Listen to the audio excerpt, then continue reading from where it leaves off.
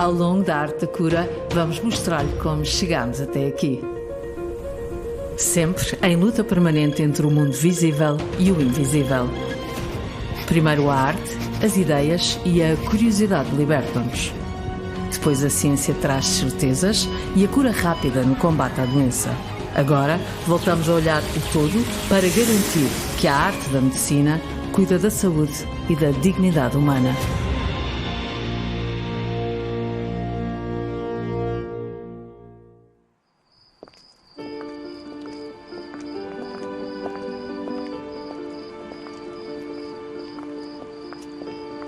O momento é único, inesquecível e estamos como nunca disponíveis. Mas como há coisas que não se dizem, só ansiamos para que façam parte da nossa história.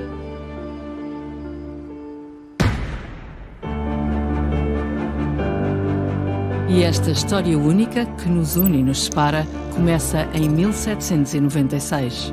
Este quadro representa aquilo que foi a primeira vacinação da história, em que o Jenner inoculou numa criança o vírus da varíola bovina, criança essa que ficou protegida contra a varíola humana. A primeira vacina da história só foi possível com outra inovação. Se calhar das maiores evoluções que nós tivemos, sim, a evolução da seringa e da agulha, porque com ela conseguimos desenvolver outro tipo de medicamentos e os medicamentos, seja por via, por exemplo, intravenosa, têm uma resposta muito mais rápida e eficaz do que se for um comprimido. A mordida das serpentes já tinha mostrado ao homem que os venenos podiam matar ou, como o rei comprovou, serem um precioso auxiliar. Era estranho. Os patos viviam nos lagos contaminados com arsénico e não morriam. Mas se alguém comesse os patos, morria envenenado.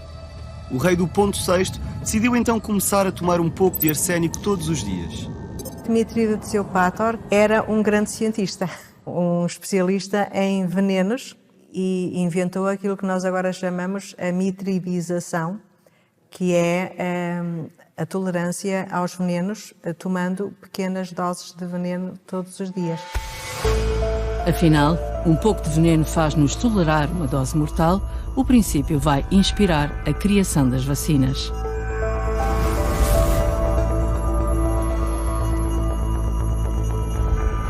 Uma vacina é uma entidade biológica que é administrada às pessoas de modo a que o seu sistema imunitário reconheça um determinado organismo infeccioso e que monte as defesas necessárias para o combater se o vier a encontrar mais tarde.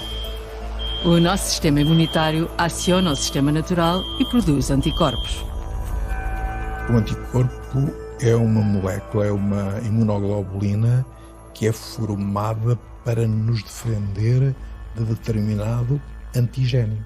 As pessoas que são alérgicas ao níquel, por exemplo, e que quando usam brincos fazem feridas nas orelhas, o antigénio é o níquel, os anticorpos são as células informadas do linfócitos T, são aquelas que nos vão defender ou tentar defender disso que consideram um inimigo.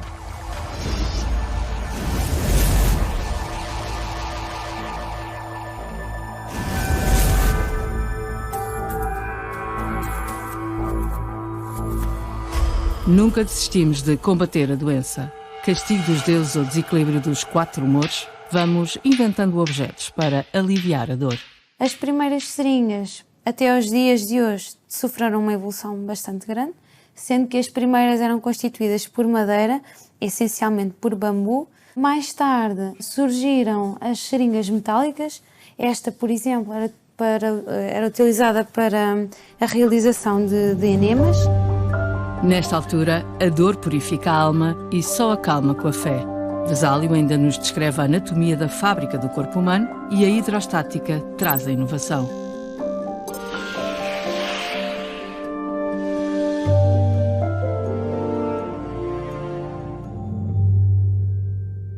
Temos o bico, onde se adapta a agulha oca, o corpo e o êmbolo.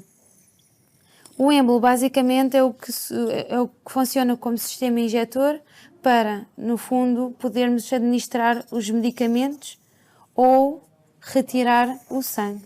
Mais tarde, ao fim de 9 anos, mais ou menos, foi utilizada a primeira seringa intravenosa através de um sistema muito rudimentar. Basicamente, era uma caneta de pena anexada a um prolongamento e depois ficava na bexiga do animal, tendo em conta que as primeiras experiências foram feitas em animais.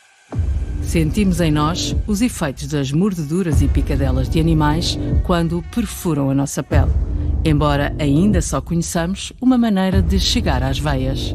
Nos primórdios, portanto, faziam um corte na pele, uma incisão, e dissecavam a veia até encontrar e depois aí colocavam a agulha e administravam os medicamentos. Portanto, era muito mais agressivo. Isso devia doer. Não havia nada para controlar a dor?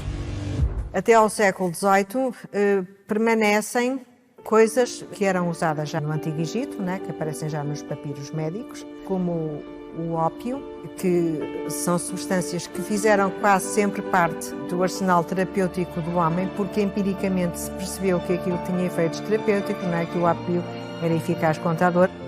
Vinho de mandrágora, cannabis, beladona ou esponjas soporíferas, para uma doença há sempre uma planta e uma pedra mágicas.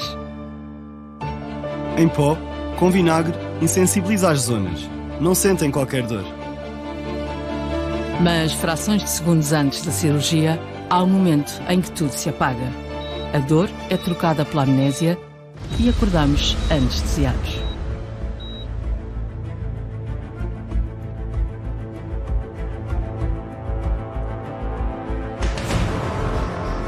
Agora, imaginemos o que é, antes da era da anestesia, do cloroforme, fazer uma amputação, como antigamente se fazia, a grande cirurgia, em vivos, sem anestesia. Porque, sublinho, a anestesia surge em 1847. Nem conseguimos imaginar. Corria ao século XVIII, a doença alastra, torna-se cada vez mais visível e mata sem piedade. Os chineses já tratavam a varíola num surto epidémico e os Estados Unidos decidem arriscar a proteção à população.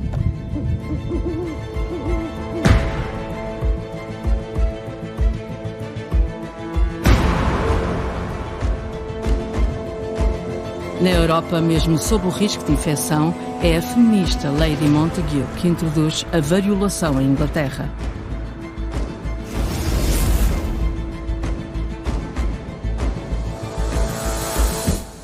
A sabedoria popular não se cansa de repetir. O contacto com a varíola das vacas parece proteger as pessoas da varíola humana. Curioso, Edward Jenner observa.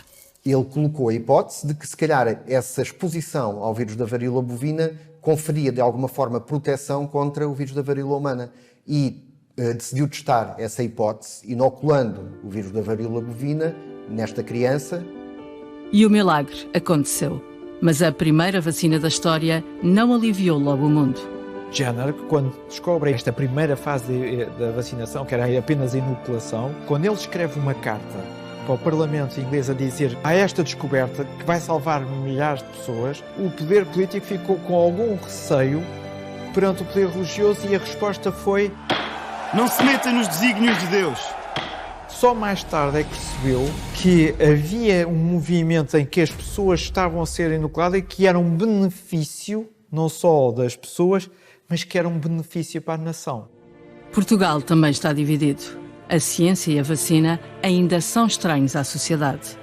E logo no início do século XIX, o Instituto Vacínico de Coimbra não vinga. Como sinal de confiança do reino, 2 infantes são vacinados, mas será o médico Bernardino António Gomes a instituir a vacinação em Portugal. A Academia Real das Ciências de Lisboa, persuadida do poder antivarioloso da vacina e não podendo ser insensível à multiplicidade de óbitos e de deformidades que as frequentes epidemias de bexigas causam em Portugal, resolveu fazer uma instituição vacínica, pondo nesta capital o antídoto das bexigas gratuito e ao mais fácil alcance de todos os seus habitantes que quiserem precaver esta enfermidade. 2 mulheres têm um papel decisivo. Maria Isabel Vanzeler está no Porto e Ângela Tamagnini em Tomar. Em 10 anos, conseguem vacinar quase 95 mil crianças contra a varíola e o olhar social começa a mudar.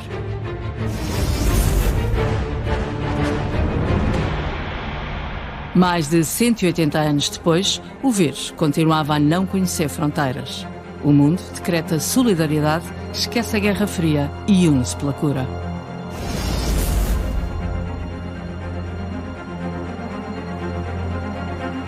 O objetivo era agora vacinar o mundo. A tarefa vai contar com uma inovação. Brabant, no século XIX, descobriu e criou uma agulha oca. As agulhas foram evoluindo ao longo do tempo. São sempre metálicas, mas estas, por exemplo, eram esterilizadas.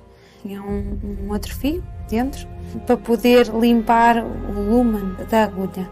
As agulhas tinham vários tamanhos, que ainda hoje têm, e também várias grossuras.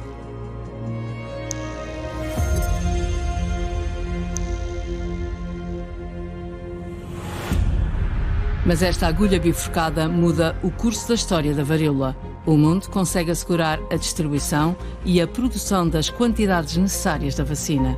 Em 1967, a Organização Mundial da Saúde lançou uma consistente campanha de vacinação maciça mundial.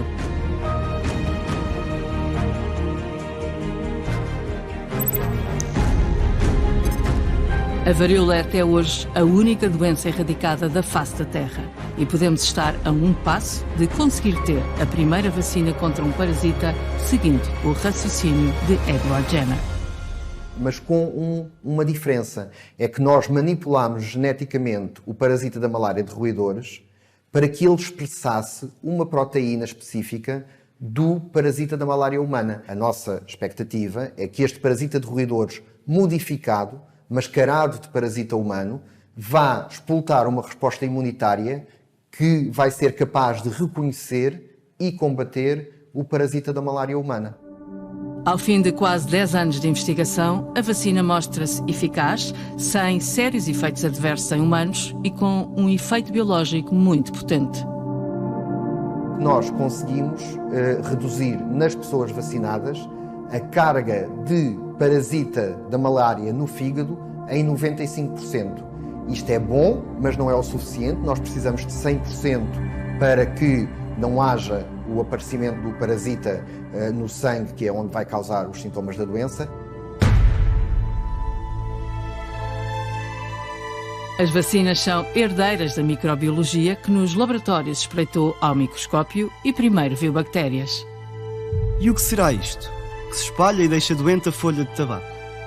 Filtros recém-criados dão a resposta, retêm algo ainda mais pequeno do que uma bactéria.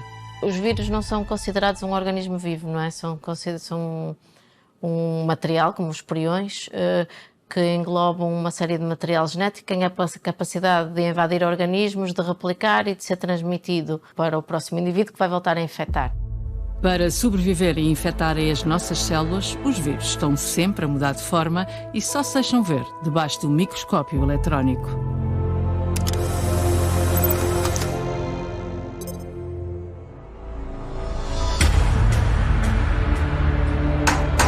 Posso entrar? Tens a chave porque não entras. Não consigo encontrar a fechadura. Nem sei se tenho a chave certa.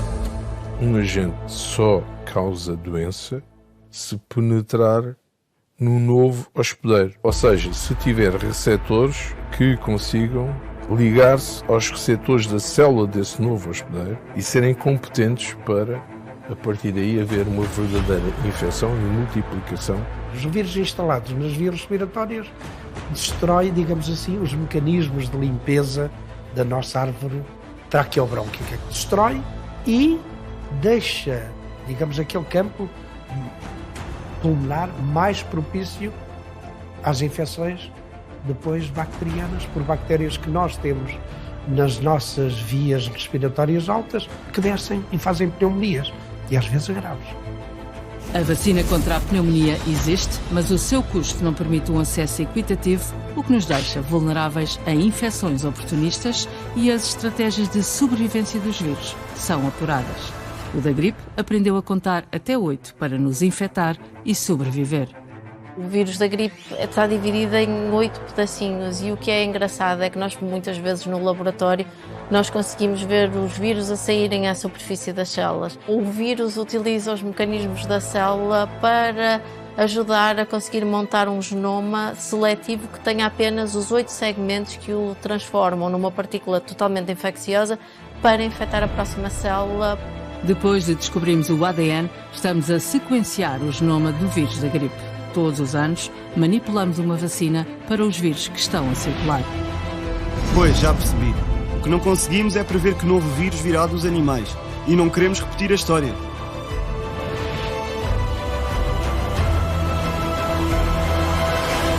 Era a praga de verão. A poliomielite é das doenças que vai se manter nos Estados Unidos, que toca às pessoas porque era quase uma doença injusta, porque era um vírus, porque atacava as crianças exatamente no período de férias, em que as pessoas, os pais tinham medo de que as crianças brincassem juntas.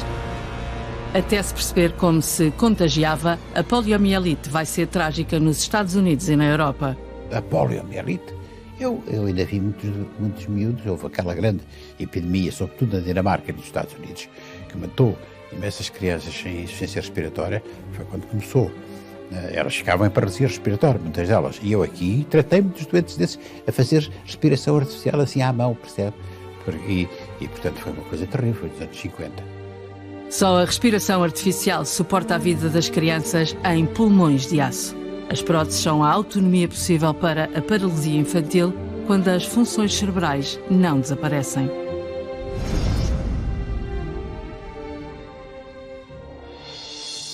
Ninguém está a salvo. Roosevelt é o presidente americano contagiado pela doença da poliomielite. Mesmo em guerra mundial, os Estados Unidos nunca deixou de pensar no combate à poliomielite, e tudo aquilo que se vai conseguir é exatamente devido também à aposta que os Estados Unidos e, sobretudo, o presidente Roosevelt vai fazer no combate a esta doença. A América inteira abraça a causa. Pouco dado por muitos, é a nova forma de angariar fundos. A pressão para encontrar uma vacina é brutal, as tentativas sucedem-se, os cientistas correm riscos. O mundo respira de alívio.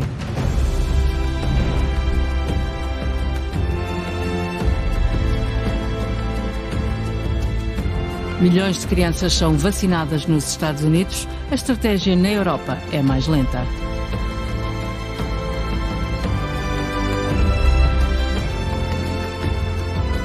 Dada em gotas, é a primeira vacina do Plano Nacional de Vacinação adotada em 1964 em Portugal. Hoje, as duas vacinas para a poliomielite ainda convivem e as de vírus atenuados são a segunda geração de vacinas inauguradas por Pasteur com a vacina antirrábica.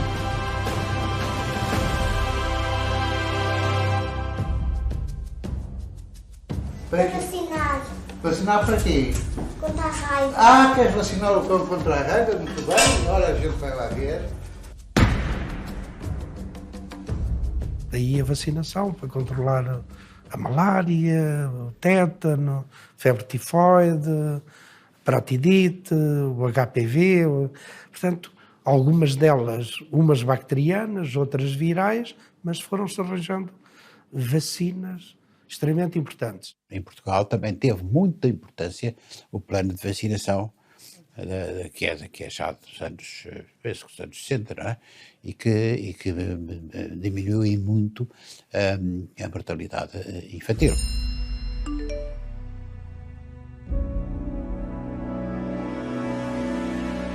As complicações do sarampo são as consequências que vêm por um sarampo maltratado. Vem uma broncopneumonia, às vezes há crianças que ficam com surdez, ficam até com os seus problemas de ordem mental, para já não falar na situação em que às vezes é irremediável e conduz à morte.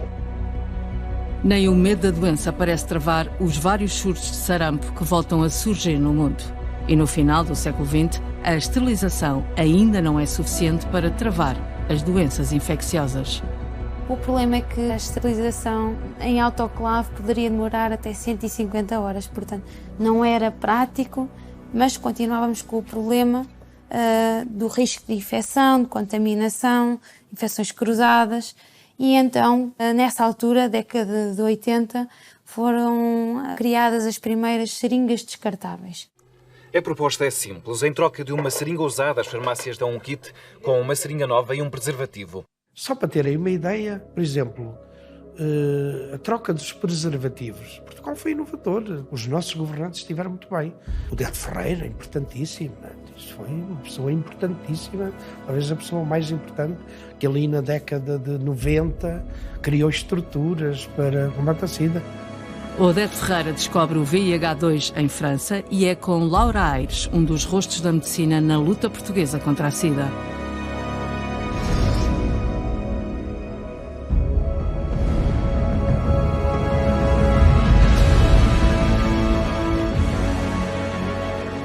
A SIDA terá começado em África nos anos 60 por transmissão dos chimpanzés ao homem, mas como doença silenciosa. Só percebemos que estávamos infectados décadas depois.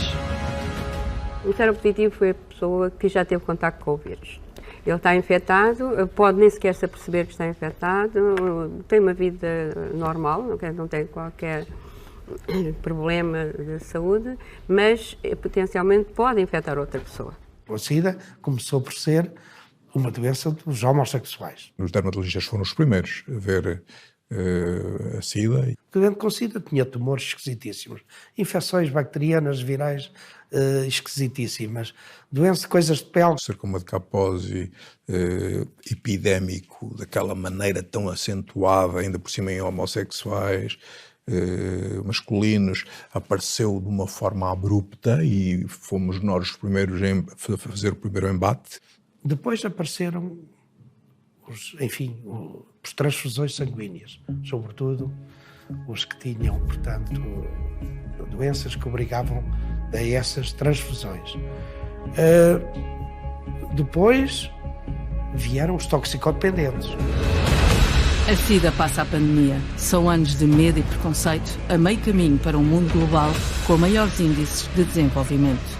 O esforço da ciência consegue os primeiros testes sanguíneos e a luta contra a ignorância força o poder político à ação.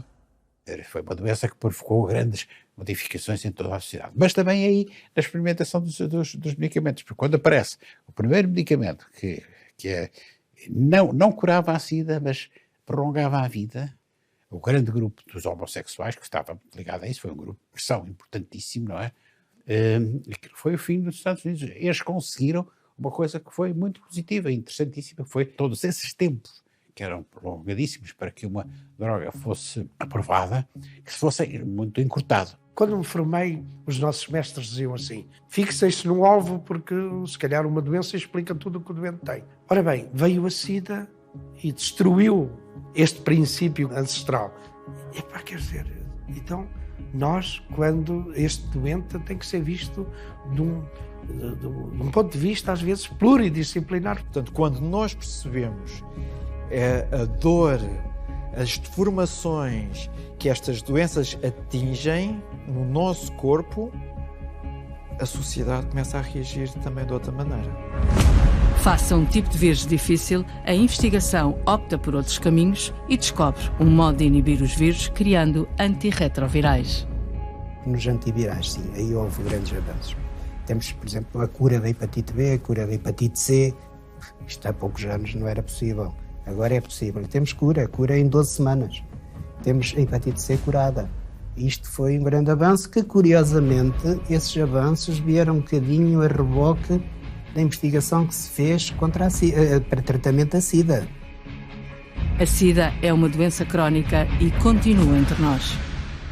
Numa certa altura, começa a diminuir os homossexuais, começaram a tomar cuidados também, nos toxicodependentes, porque a troca de seringas ajudou muito a isto, e depois começa a aparecer nos heterossexuais.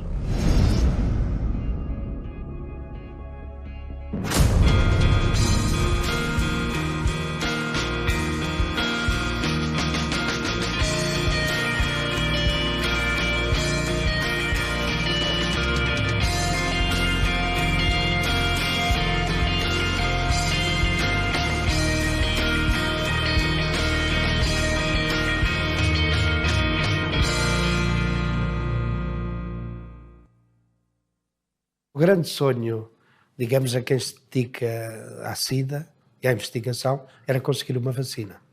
Mas este tipo de vírus dribla as vacinas. É um retrovírus e tem uma capacidade de mutação.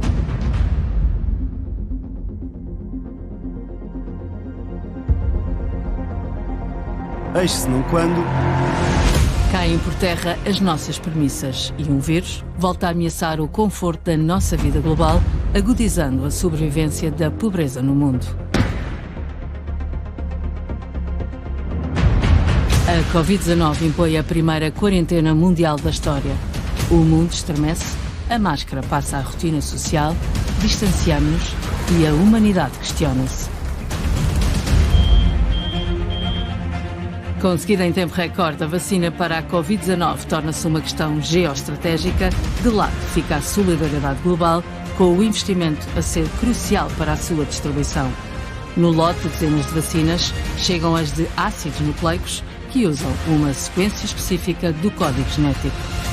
Depois permite às células da pessoa vacinada criarem, a partir dessa informação, uma proteína específica do vírus que é extremamente imunogénica, isto é, capaz de explotar uma resposta imunitária potente, e é essa proteína que vai depois servir de molde para a resposta imunitária que se vai montar.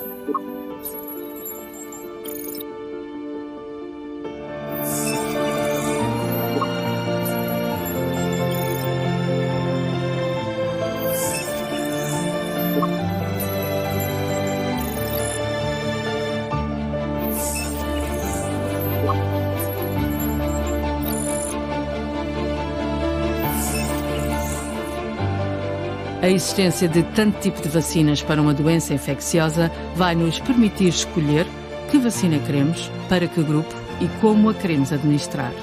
E sempre que vislumbramos a luz ao fundo do túnel, só queremos voltar àquele momento por que tanto ansiamos.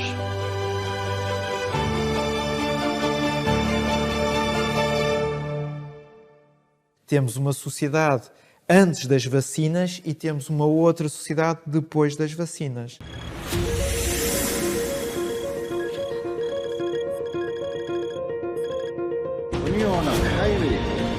Chegámos até aqui num diálogo constante entre arte e ciência, um caminho para continuar a percorrer no próximo episódio da Arte da Cura.